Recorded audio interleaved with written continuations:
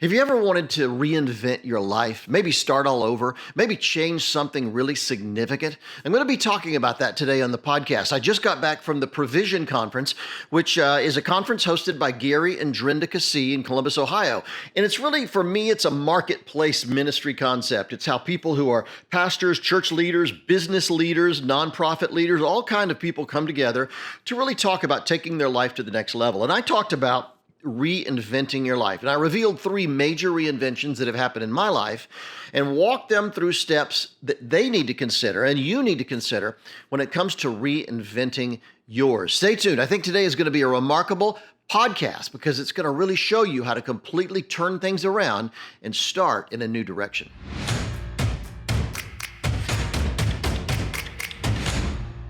What I really want to talk about today is reinventing yourself. Reinventing yourself. Many times in our life we think, should I change what I'm doing? Should I reinvent the way I look at the world? Should I change my career path? What should I do? And I'm a big believer in reinventing yourself. A number of years ago, I wrote a book called Jolt, Get the Jump on a World That's Constantly Changing. And I wrote it to help people understand how to navigate this world of accelerated change that's happening. We're going through the biggest period of change in the history of the world. One study out of the UK indicates that the average person today sees about 10,000 media messages every single day.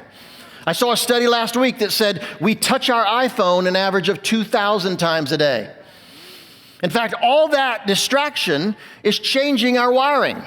And what I said a minute ago is a study that was released, I think, by the Wall Street Journal a couple years ago, that when we meet someone for the first time, we're so distracted. Our phone's going off. We have text messages to answer. We have things to do. So we've just adjusted our behavior that when we meet someone for the first time, we decide what we think of that person in the first 4 to 8 seconds. Now think about that. You haven't had time to get to know them, hear their message, know what they're about. But hey, we got things to do. We live in a very changing, cluttered culture. We got distractions out there. So we just decide what we think. And I've discovered it's true of experiences and it's true of products. I tell pastors all the time, I'm glad your sermon's terrific. I'm glad your worship is anointed. But in an 8-second world, what happens? Who's the first person a new visitor meets when they walk in the door? What's your parking experience like? What's your lobby look like? Because trust me, in today's world, they've made their decisions long before they ever hit the pew. That's just the world we live in. So this change is happening like crazy. And one of the things I discovered in writing my book is people hate change. If you're a pastor, you know your congregation hates change, right? If you're a leader, a business leader, you know your employees, your team hates to change. People just hate to change. One study I read indicated that a significant number of open heart surgery patients, within a year or 2 after the surgery, go back to their old lifestyle, eating the fried food and drinking and smoking. What got them to the open heart surgery place in the first place? They go right back. People hate to change. But let me tell you something I've learned. In the last year, with this lockdown, this COVID lockdown, all we've heard is there's a new normal. Things are going to be different. Things are changing. We've had it pounded into our brains. Every night on the evening news, Dr. Fauci, the new normal. Things are going to change. Things are not going to be the same. For a year, people have had this pounded into them, which means right now, I don't believe people are open to change. I think they're expecting change. And I tell leaders all the time that if you want to change something about what you do, pastors I know, every pastor in America has something they want to change. It may be your staff. It may be the color of your sanctuary. It may be the order of service. It may be the outreaches you do. Whatever it is, this is the moment to do it. I believe we probably have 6 months left, maybe, before people go back to their old way of thinking. I just think right now people are more open to change than they've ever been in our lifetime, and they ever will be in our lifetime. They're so used to it. They're expecting things to change. So whatever it is you want to change about your life, your ministry, your company, your work, this is the moment to do it. Now, when it comes to reinventing, changing our life, there's 2 kind of reinventions I commonly talk about. One are kind of minor reinventions, something I do almost every day. I mean, we're constantly thinking, how can I do this better? How can I be more productive? How can I deal with my team? How can I inspire my clients? How can I do better work? How can I be more creative? I'm constantly studying, thinking, reading, wondering how can I be more effective in what I do? And those are little reinventions and tweaks that we're constantly doing. But I've also discovered in my experience, about every 7 to 10 years, we experience what I would consider a major reinvention in our life. We should experienced a major reinvention. Let me just say that. I'll give you 3 examples from my own life. I'll be really open here. I've not talked about this before to anybody, but let me give you 3 major reinventions that happened in my life. At 36 years old, I was fired from my job. I was directing and producing the largest television ministry in America. I was doing really well. And out of the blue, at 36, I suddenly got fired. A new leadership generation came in and didn't think I was as smart as I thought I was. They didn't like my ideas so much, and I got fired. Now, here's the thing. I knew God had called me to Hollywood. I was living in the Midwest at the time, and I knew God wanted me to go to Hollywood. But let me tell you, I can rationalize like you wouldn't believe. My kids were in a good school. We had a great church. Our friends were there in the Midwest, in this city we lived in. We loved it. And I thought, well, you know what, God, I could commute. I could fly to Hollywood. I don't have to live out there. I mean, think, the cost of living is higher. There's a lot of negatives here. Maybe I should just stay here. So I don't really think that guy at the ministry fired me. I think God fired me. I wouldn't move. I got stuck. And he actually stepped in and fired me. But the bottom line was that was a major reinvention of our life. I'll never forget. I went home. It was literally, the meeting was at 11 o'clock. And he said, you have till 5 o'clock to be out of here. Everything you want, take it with you. You're out of here at 5 o'clock. I went home. I sat down with my wife. We cried a little bit on the end of the bed. But then we rethought and said, okay, we're heading west. We're going to LA. It was funny. The day I got fired, we're packing up stuff in my office, and one of the girls I worked with came up to me and said, I have a scripture of the day calendar, and I think you might be interested in today's scripture. And it was from Exodus. The scripture was, I am the Lord thy God that led you out of Egypt, out of the land of bondage. Although, yes, Lord, there's my sign. But I was doing really well at the time. I was filming all over the world. I was very busy. I was doing all kind of interesting things. But you know what? I just got to a point where I got fired and had to respond. And so we came to LA, and everything changed. When I adjusted to that, everything changed. The second reinvention was a number of years later. I was doing really well. We were creating a lot of interesting stuff. And the largest advertising agency in the world called me and said, we want you to create a 10-minute short film that one of our biggest brands could use as an inspirational piece to go around with their advertising. It wasn't supposed to show the product. It was just a really inspirational, heartwarming story. And they gave me a big budget to do it. And I wrote it, and I was directing it. And we had a big budget. We were setting buildings on fire. We even had a scene where a woman drove off Brevard Bridge in Vancouver and went into the ocean. And we had a giant tank we'd filled with water and a crane that could lower a car down there so scuba divers could film people trying to get out of the car. It was a huge budget deal. But during that project, something happened. I realized that I was not getting what I wanted from the actors. And trust me, I have been passionate about directing my whole life. And at this moment, I learned passion is not the answer. You know, we hear all the time, find something you're passionate about. You need passion in your life if you're going to be successful. Get a career that you're passionate about. Let me tell you something. I was so passionate about directing. I've directed anything at that point, I directed anything that walked, man. I'd directed in 60 countries around the world. I'd done some remarkable stuff, but I hit a lid on that project. I was not getting what I wanted from the actors, and I realized I may be passionate about this, but maybe this is not what I'm wired to do. And it was a real shock for me because I was a pretty good director. And I stepped back and I thought, well, hold it a second. You've written almost everything you've ever done. You've produced almost everything you've ever done. Maybe I should focus on writing and producing and bring in somebody else to do the directing. It was a real tough moment for me. But when I did it, guess what? My career completely changed. We turned a corner and everything went up from there. It completely changed the way I look at everything. I just hit this wall and realized it's not about passion. It's about what you're wired to do. I get screenplays from Christian writers all the time. Phil, I'm so passionate about I'm so passionate about writing. Yeah, but you suck at it. You're really terrible. It's not about you. Let me tell you, stop worrying about passion and figure out what you're wired to do. What did God put you on the earth to accomplish? What are your real gifts and talents? And once you figure that out, let me tell you something, you'll get pretty passionate about it.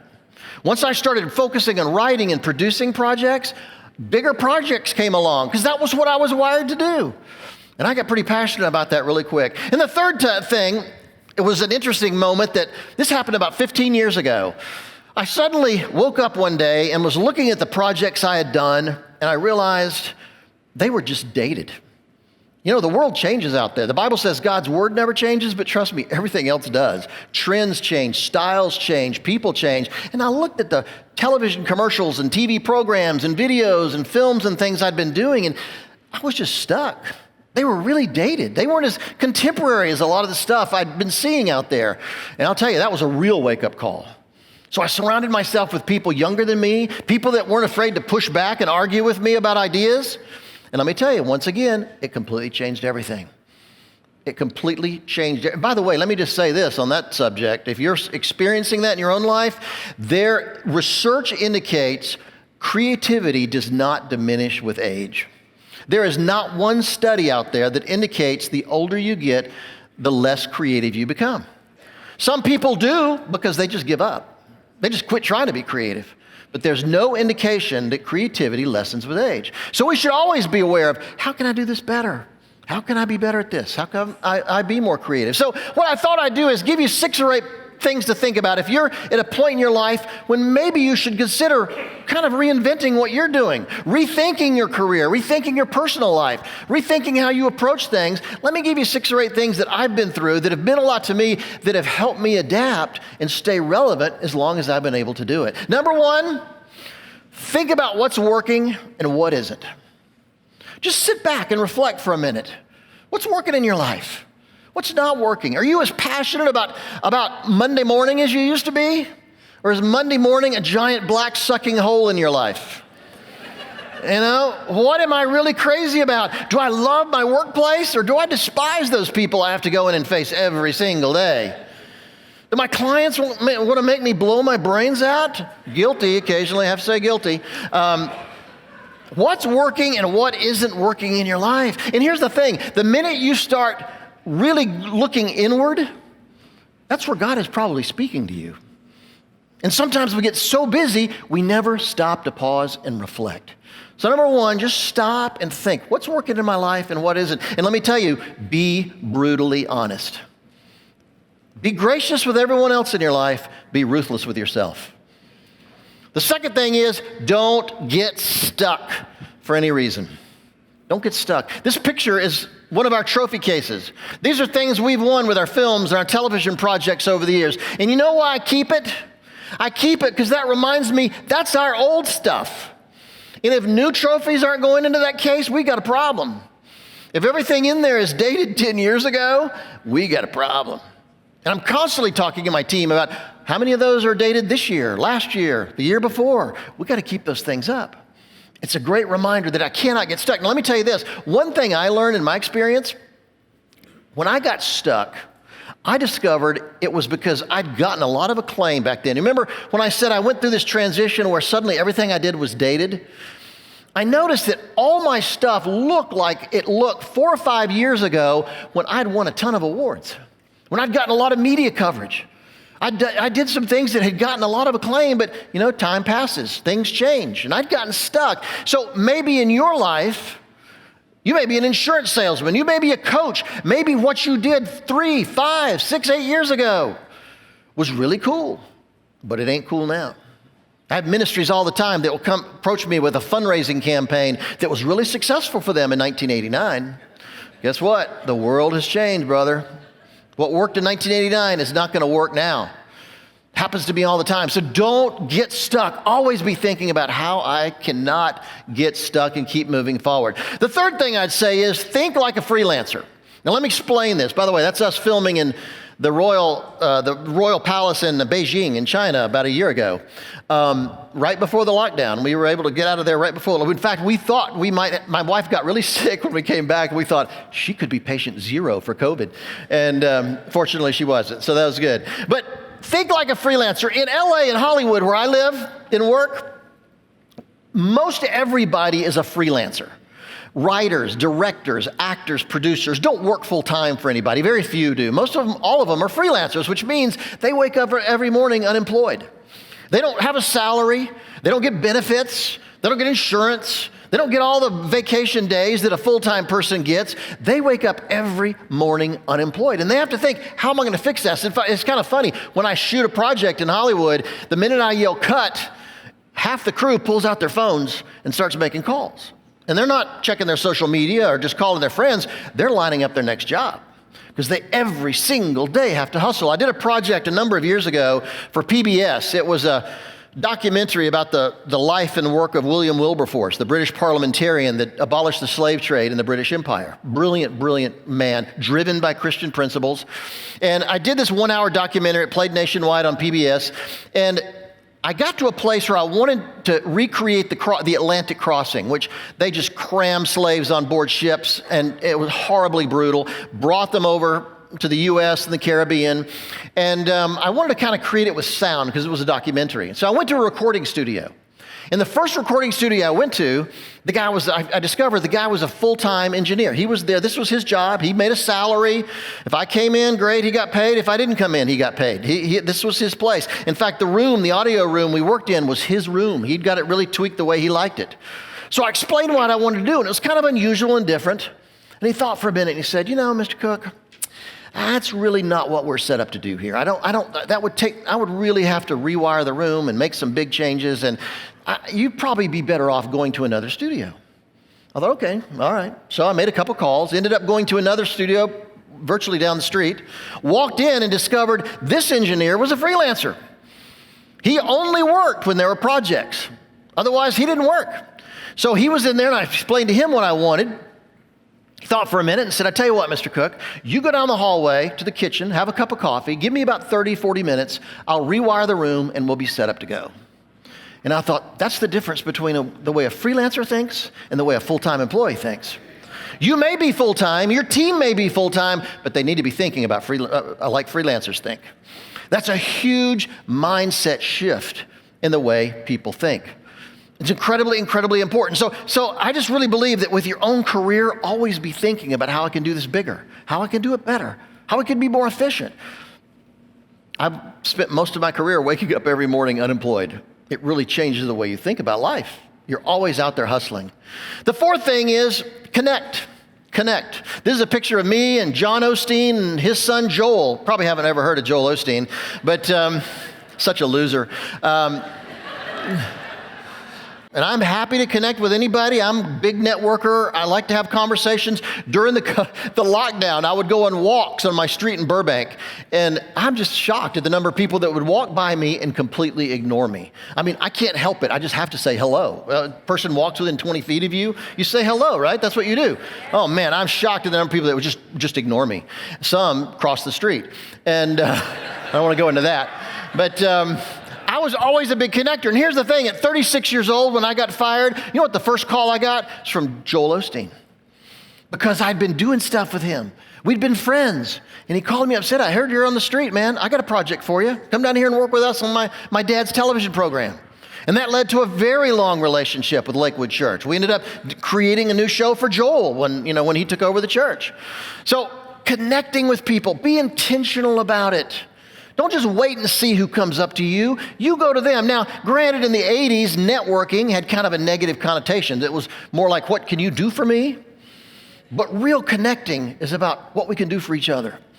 It's just getting to know people. It's funny how many people I've met over the years that 20 years later, they came back to me and we actually did business together. Maybe 10 years, maybe 5 years. But my purpose wasn't to try to hit them up for a job. I just want to get to know them.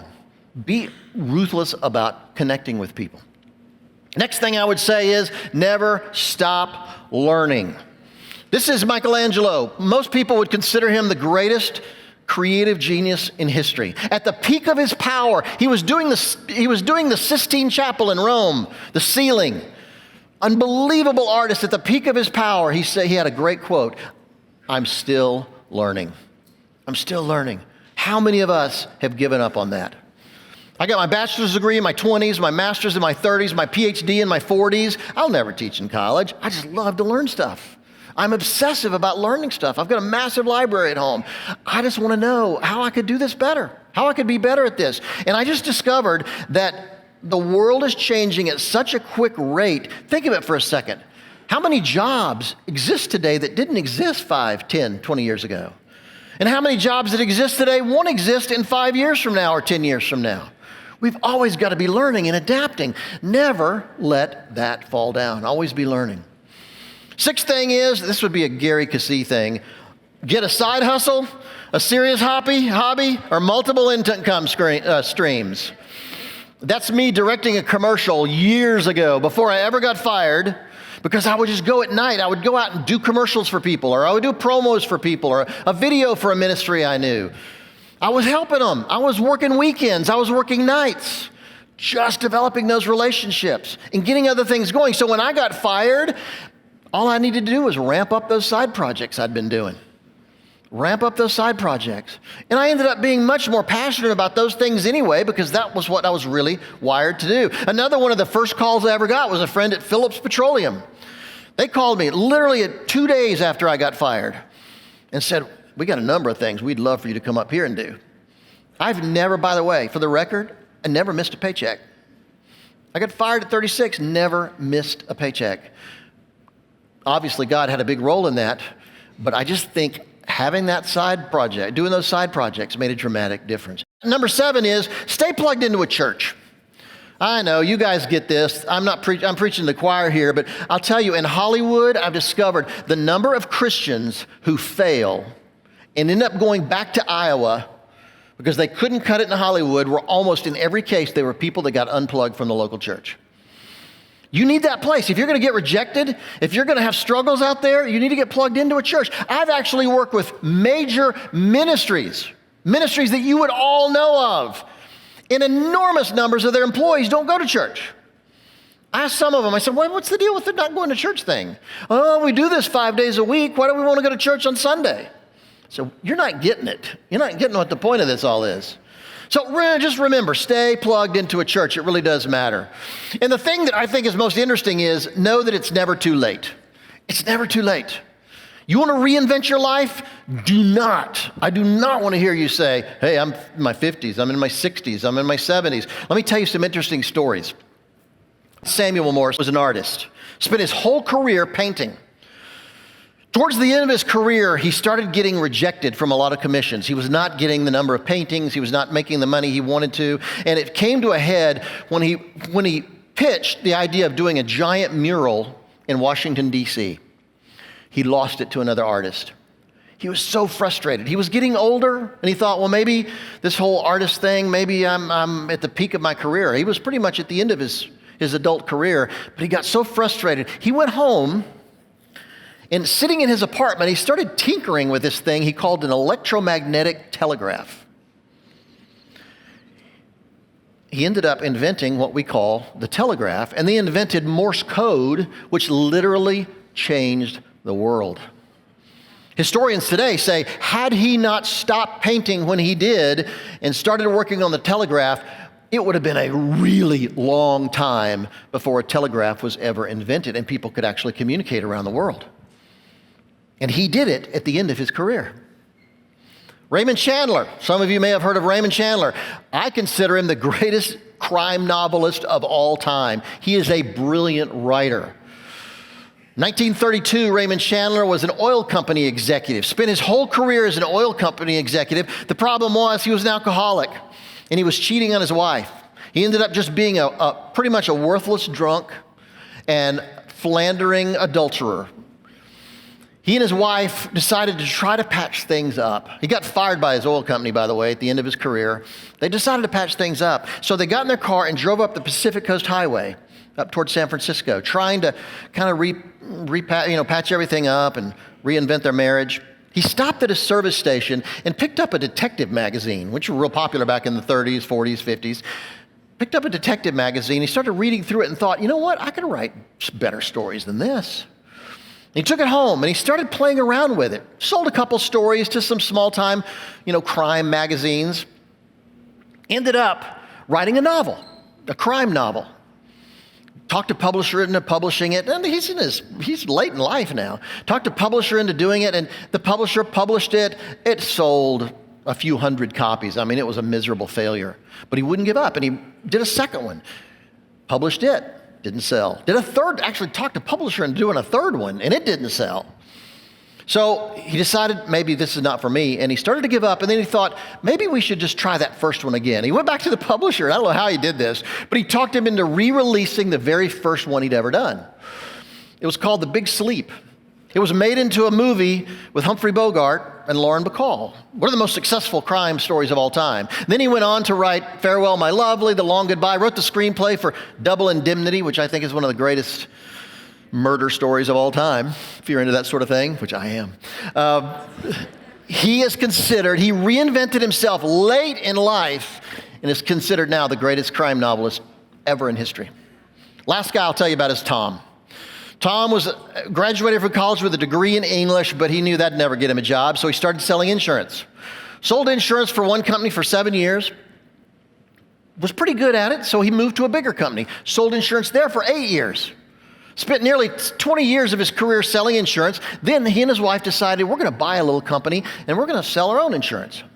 And he was really good at it and successful, but he couldn't get this nagging idea out of his head that I just need to write a book. I need to write a novel. I really want to do it.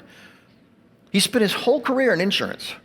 He decided, I'm going to do this thing. So he started working nights and weekends. His wife got frustrated and said, honey, you need to just sell insurance. Quit the stupid writing and sell insurance. He finally released his first novel he thought would sell. Maybe he hoped a few thousand copies, but over the next 2 years, it sold 10 million copies. It was called The Hunt for Red October. Tom Clancy, at the end of his career, reinvented himself as a writer, went on to write Patriot Games, The Sum of All Fears, all which were made into major novels. At one time, let me tell you, he wrote 17 books that were all #1 bestsellers on the New York Times list. 17 books at the end of his career. It's never too late, never too late. Last couple things I would say is this. Number 9, it's okay to say no. We're Christians. We think we're supposed to say yes to everybody, right? I'm here to absolve you of that guilt. Let me tell you something. I love this. My favorite quote maybe is from Warren Buffett, the great investor. He said, the difference between successful people and really successful people is really successful people say no most of the time. If God has called you to do something with your life, the stakes are high, and you need to start saying no to things that will keep you from accomplishing that dream. Say no to people, say no to projects, say no to opportunities, say no to good things so you can say yes to great things. Plus, the fact is, if your no doesn't mean anything, your yes is going to be meaningless.